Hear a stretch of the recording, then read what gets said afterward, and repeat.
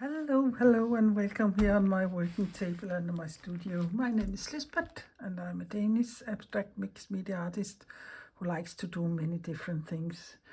And in this video, it's all about making a fabric collage. Not so long ago, I made a fabric collage in a blue color scheme because I hadn't any more left of these blue ones, or in blue colors. And this is the material I had left from last time, and it has been lying here on my table ever since. And now I have taken a cleanup session here on my studio table. So I thought, why not just make a collage with these fabrics here, and then I can put the rest away for a little while. Everything I mentioned with links on will be here under the video in the description box or under the little word more. There will be links to other fabric collage videos, and especially the last one I made here not so long ago. But else I will say that these fabric collages are for sale, and at the end of the video I will put a little snippet in of the ones I have for sale, and they aren't very expensive, so contact me if you are interested in any of them. But else I can say I have divided my content up in playlists, so it is much easier to find what interests you. So if you're into slow stitching and stitching, find themes with that, or if you're into gel printing or bookbinding or whatever I do, find the things that interest you there and don't skip the other things. I know it can be a little confusing, but as a person I'm like this. I am all over the floor and likes to do many different things. And when I reach that age I have now, I'm turning 70 here in December, I have given myself permission to do whatever I fancy to do and whatever I like to do, and not doing it for, say, like pleasing other people. I do it for myself, and I do it also very much because I really like to teach. But the last little tip I would say is I often have been asked if there any way you can support me, my channel here, and my challenges I have been going on. And there is, I have made me a Ko-fi account, and there also is a link for that under the video here. But in any way, don't feel obligated. So I think this is enough of me yada da. So let us get started. As you can see, I have again chosen this substrate. It is 20 by 20 centimeter or 8 by 8 inches. It is synthetic felt. It hasn't been sheep at any point, and it is about 3 to 5 millimeters thick. And don't ask me where you could buy it around in the world. I have no idea, but look at craft shops perhaps. I buy it in meters here in Denmark. I'd cut it up myself in the sizes I want. And I especially love this size 20 by 20 centimeter. I also think it is the most common size when you're using something titled mini texts or mini collages or something. That is a very nice size because I can hold my hand and got all the way over the place because it isn't bigger than this. And also many of us have so many things on our walls, bigger things, and we can't keep on putting things on the wall, but a little thing on 20 by 20 centimeter you probably can squeeze in somewhere. So that is why I really like the square, this size. And I also really like the square format because most of what I do is abstract, and I never know if it's going this way or this way or this way when I'm done. So that is why I also like to work on square formats. But I have all these leftovers here from last time and some other sessions I have been making amongst them my 100-day project earlier this year here. But I know this will be the piece I will center things about. It is a little piece of a leftover from the eco printing fabric. It is silk noir this year, and it is such a lovely fabric to do eco printing on. And I know I want it somewhere, and I think this has to go to the edge somewhere. So I will just start building this up and see what happens. I never know. I know as little as you when I start here.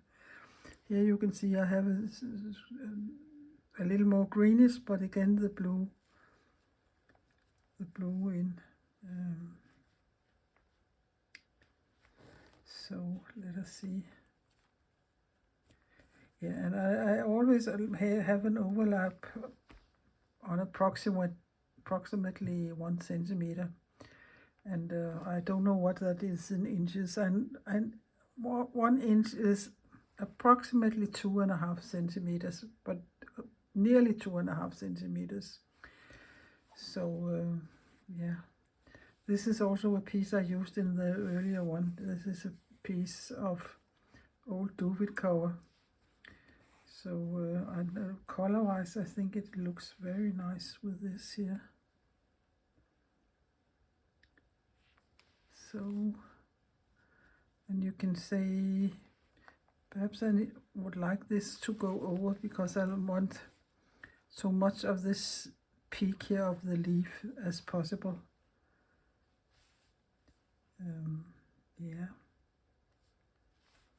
But then it goes under there. But let us see for a start. I can always change it, and I can do it as many times as I want to until I reach one. I think, yes, that's the one. So take pictures if you're not sure if you want this design or another design or a third design. It is much easier to look on pictures you have taken with your phone than it is looking at it like this. I don't know why it is so, but it is. So let us see here. Oh, I also have this lovely piece here.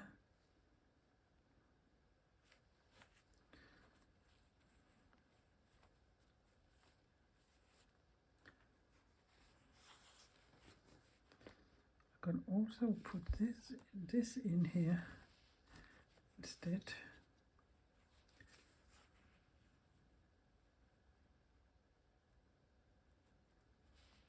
There. There's a little other colors there, but I don't mind that, in fact. So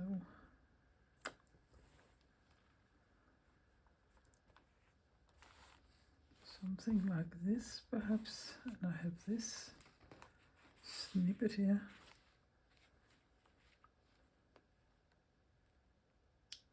Yeah. Let me see, I have these also. No, I don't think that's the color I want. This could work, but it's too small. And then I have this one. It's also a wrong color.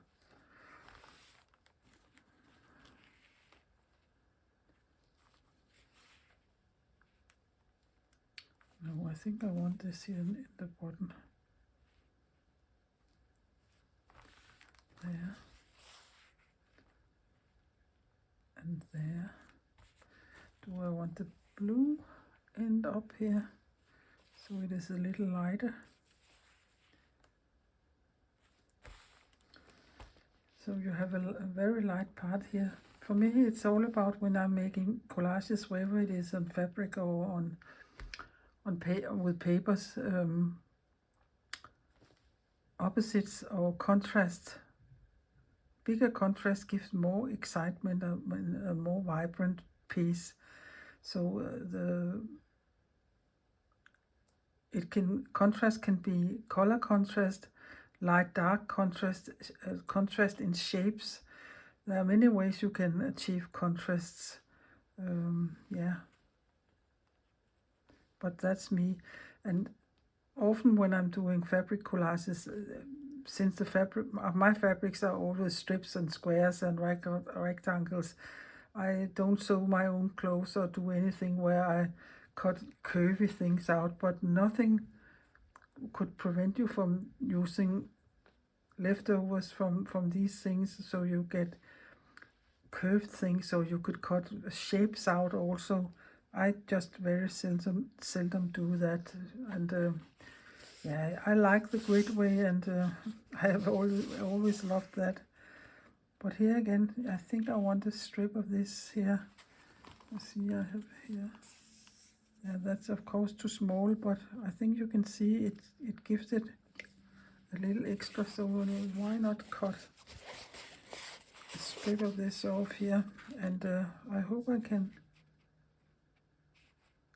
tear it. And fingers in your ears. Oi, oi, oi, oi. Yeah, I could. That was really, I don't know what it is. It is not pure silk. It is, yeah, it probably has a name, but it's the funny fabric, where the warp and the weft is two different colors, and that way you get this very, it's not color changing, but it is, in Danish we call it a changé. I don't know what it's called in English, but let us cut this off also here.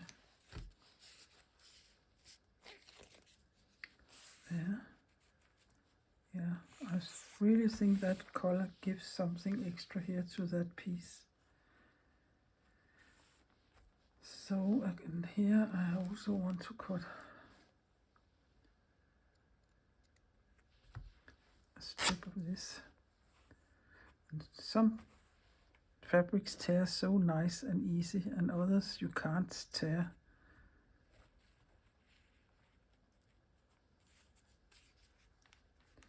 And you can see here on my edges there, so I have to go there and there, and I think that is enough there. I think I will go with this design. Oh.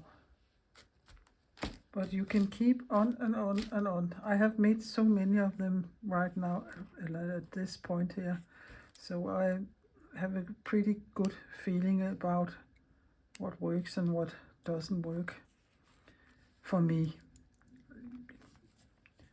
That's not the same as it works for you. We all have different tastes, and as my sweet hubby says, what is this he's saying? Taste is different to us all. That is why every girl get married and every sausages get eaten.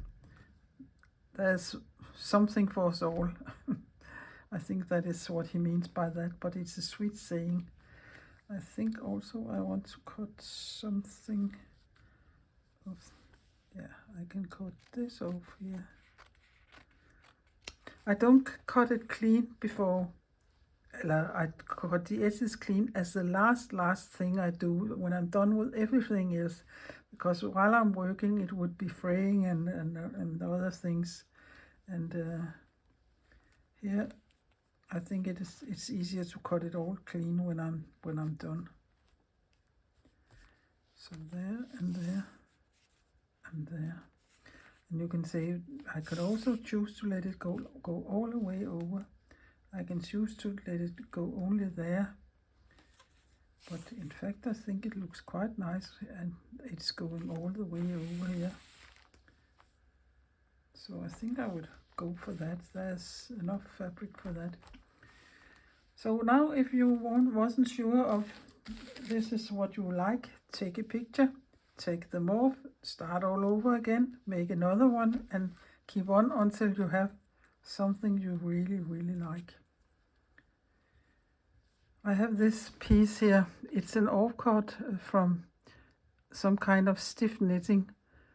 I can't remember where I got it from, but I have been using it when I jelly print to make marks in the paint, and I've been using it so many times, so there are lumps of acrylic paint sitting there in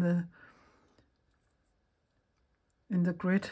So, but I think perhaps it could look nice here in this piece here, something like that. But that's the last thing I will decide, if I want that or I want something else. I like to have some kind of strained thing, a little bit of pop of something to maybe call it a focal point on my collages. But that's the last thing I will take care of when I have placed all my other things and sewed them down. So now for the tricky part. I want to invisible baste all around here on the 4 sizes for a start. And I don't know if I will invisible baste all the other lines down, because I don't know where my fancy stitching will be. And damn it, if I had invisible basted that down and then I after that got a lot of stitching over it, then it would be double work, and I'm too lazy for that. So for a start, I invisible these 4 sides and perhaps places where I know I probably won't be doing any fancy stitching. But to help myself, I can also remove this for a little. I take my glue stick and then I give my fabric some dabs of glue on the back side and place them so they won't fall off. It isn't for permanent holding the fabric down, it's just for helping me here while I do the invisible basting. So you can either put glue stick on here on the felt and sweep that down, or you could put it on the fabric. I don't think there's much difference in that, but that's the way I do it.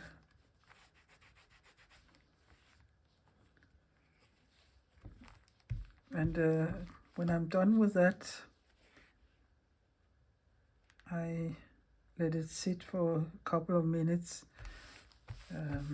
I ain't using very much glue, so I don't think it is a problem, but if you use too much glue, it isn't nice to put your needle into wet glue. So wait a little.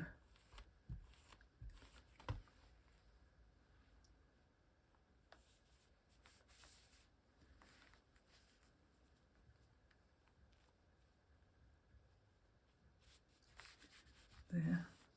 And see to that you haven't got any air bubbles. It's perhaps not the right word, but that it lies flat. That looks nicest if it is straight and flat.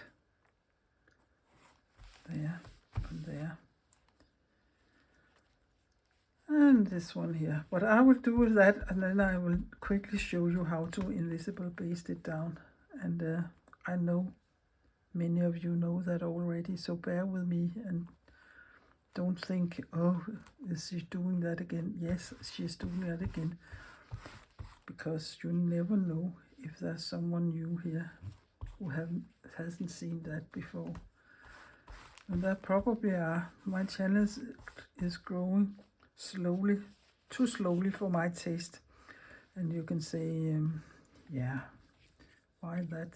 Maybe it's because it's registered in Denmark, and even though I try to speak the best English I can, I don't think YouTube knows that, and that is why it's going slowly.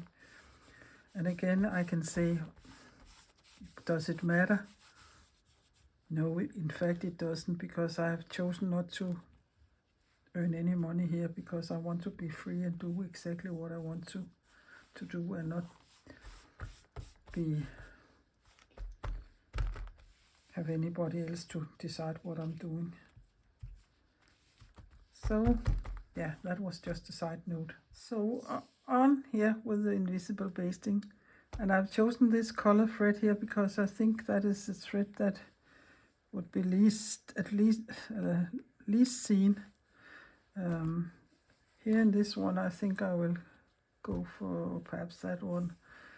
But choose a color that you think will be the most invisible. And you can, of course, change color during your way around. But I will just start up here. And I can tell you, I learned this many years ago from a friend I had. She's passed away now. She was an incredible, clever, talented seamstress. And here where I live, we have, not anymore, but we had at that point a local amateur theater group. And when I moved here many years ago, somebody had heard I could sew a little, so they asked me if I want to join that group and do some sewing by sewing costumes for these plays they made. And this lady here learned me this stitch, and she didn't call it invisible basting. Yeah, she didn't speak English at all, but she called it, translated, a prick stitch, and you typically use it if you have lining in your clothes, your garments, your shirts, and not shirts, but skirts and coats and jackets and so on. It's a very nice stitch to sew something in you can't see you have been sewing in. So the way you do it is you just come up, and then you go a couple of threads back in your fabric and make it about a centimeter on the back side and come up again. So it isn't difficult, and it is very effective for sewing something down you can't see. And the only thing that's perhaps a little different, because I sew into this heavy felt, is not to pull too much in your thread, because if I pull too much, I will make a small indentation, and I don't like that. So I just let my thread go like this.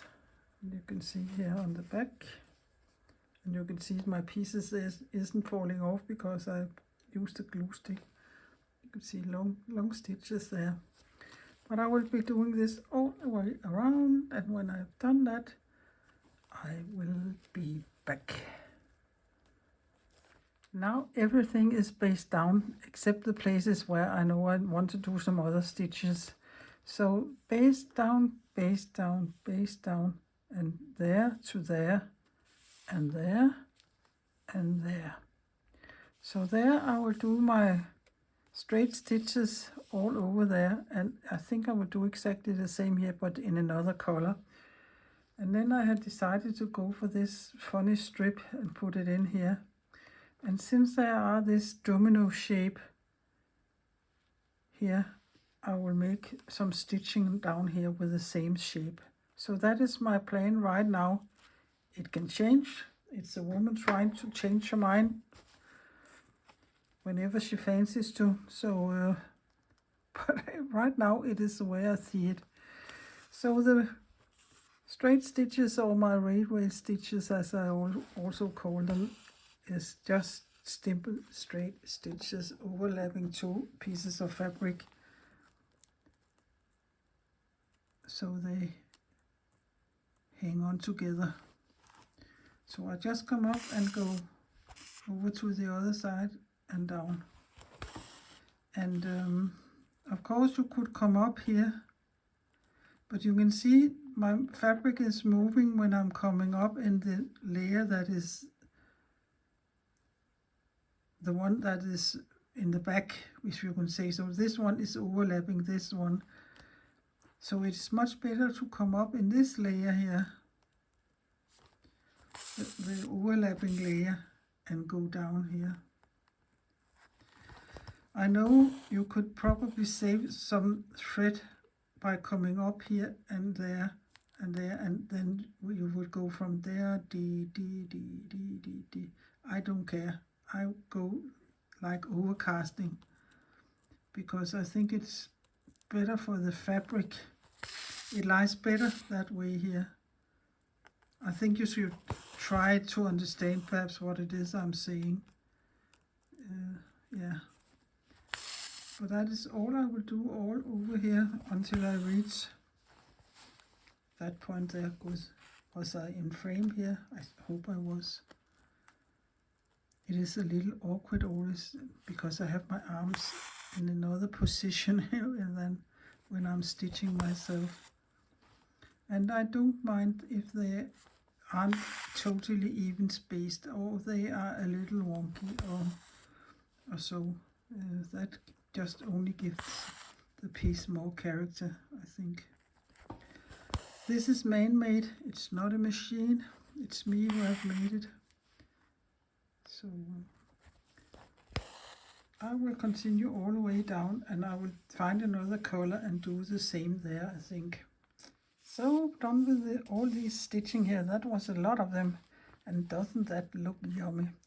And as I said, here down here I will sew a lot of these here, and I think I call them dominoes.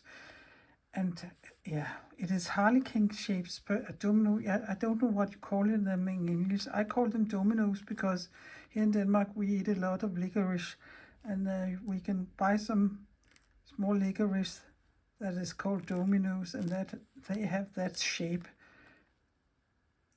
It's the same as one of the when if you're playing cards, that's one of the 4 images, and I can't remember what it's called in English, but yeah, I can show you how I do them, and I don't think there is any where that it's wrong or right to do it. I start making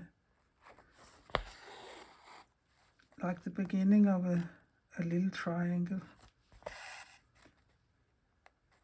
Here I have the, yeah, I can come in a little closer. Yeah. There. And normally I would have made a stitch there and then we had a triangle, but instead I will go further down and just come up here. And if you're coming up here or here, it really doesn't matter. There and down here. There. So that is a little domino, as I call them, or harlequin shape. And of course you can make them smaller or bigger or longer or whatever you fancy to do. Not difficult at all.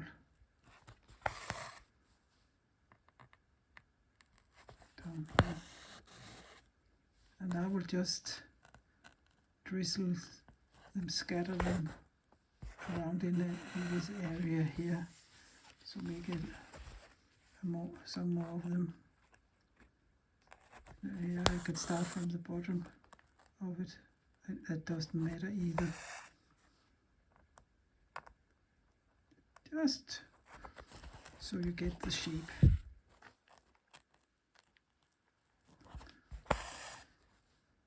Many of the stitches you have to do them in a certain way to end up with the stitch, but many of the stitches you can do in many different ways, and I don't think it is so important if you do it one way or the other, as long as you like the outcome of what you're doing.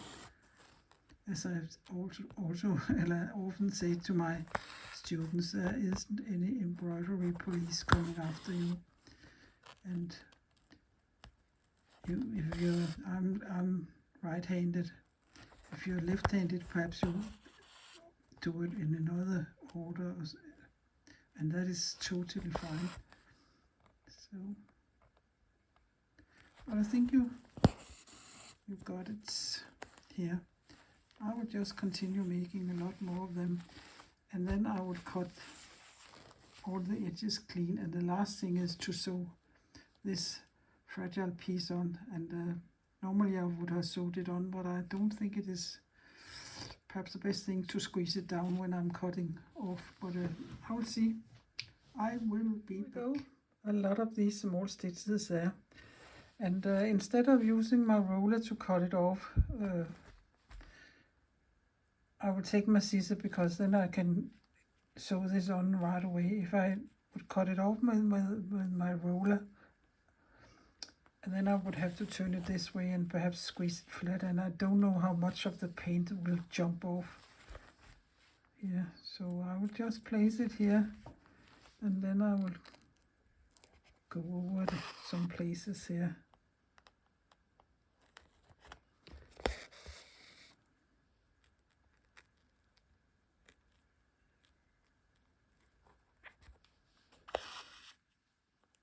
Just over the line here of the grid.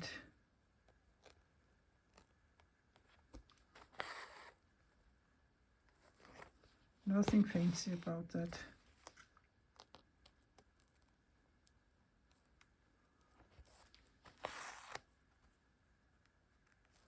Yeah.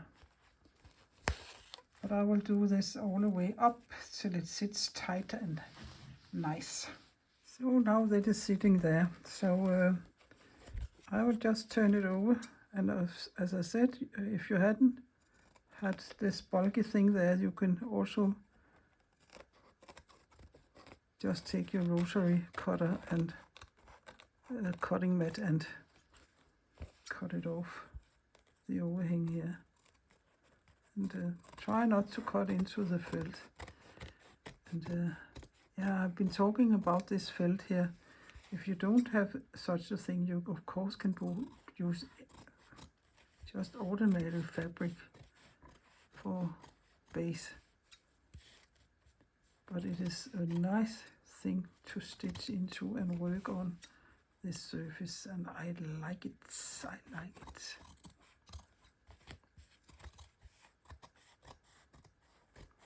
A good sharp scissor for this here. Yeah, I think sometimes you need to nurse it a little. There. And away with that, and I would find a white substrate so you better can see it and show you how you can frame it for the wall. This is looking much better on a white substrate here, and I'm really satisfied with it. I think it is exciting to look at. And if you want to put it on your wall, there are several ways you can do that. You can buy a cheap canvas, stretch canvas, lay it upon here and glue it down with some heavy gel, a heavy glue, not a thin one that can seep through, or you can use double-sided tape. That is also an option. Then you can paint the borders of the frame another color if you don't want them white, and that way it would go out from the wall this way, and that looks very nice, I think.